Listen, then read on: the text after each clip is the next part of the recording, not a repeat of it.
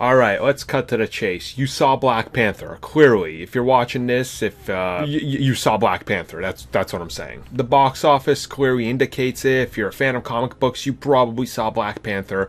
And by the end of the movie, you probably were wondering what exactly are they setting up here. Now, of course, the end of the movie, we see T'Challa and his sister Shuri as they're in Oakdale. Now, of course, Oakdale is where the movie opens up, and this is where it ends, and we see that T'Challa has now bought out a bunch of buildings, and this is where he's going to start setting up the outreach program for Wakanda to help the rest of the world, and these are going to be the first centers.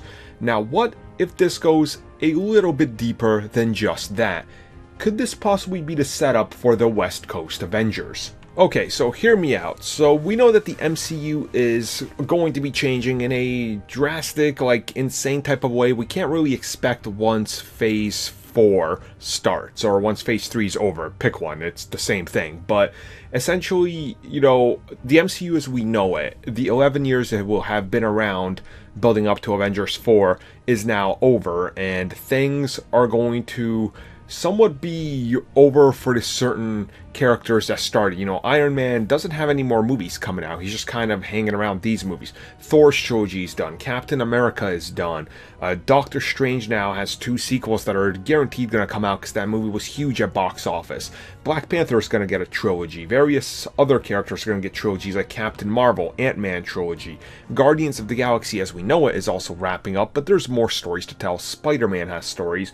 And when you think of it, what do you do with the Avengers? Well, what if they do New Avengers and West Coast Avengers? And could the ending of Black Panther be setting up the West Coast Avengers? I mean, when you think about it, it's not out of the question. You know, hey, over here in New York, we have Spider-Man. We're going to have some of these other characters that are left over. West Coast Avengers, we have characters that can go over there. We have Scarlet Witch and Vision. They were both original members. We could have, you know, Shuri leading a team. Maybe Black Panther is on that side, or maybe he can jump between both and kind of be like a liaison. You have Scott Lang, Giant Man / Ant-Man. You have Wasp, all on the West Coast. So why not split the franchise up into 2 different coasts and kind of go with what the comics did, right? I mean, I would be down for that. You have a core Avengers, you have the West Coast Avengers.